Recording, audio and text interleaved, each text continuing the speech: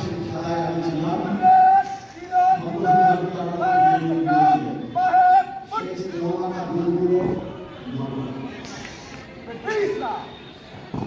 একটু আগে আমি বলছিলাম যে স্কুল একটা রেসপেক্টেড স্ট্যান্ডার্ড নিয়ে সেই সময় চলছিল।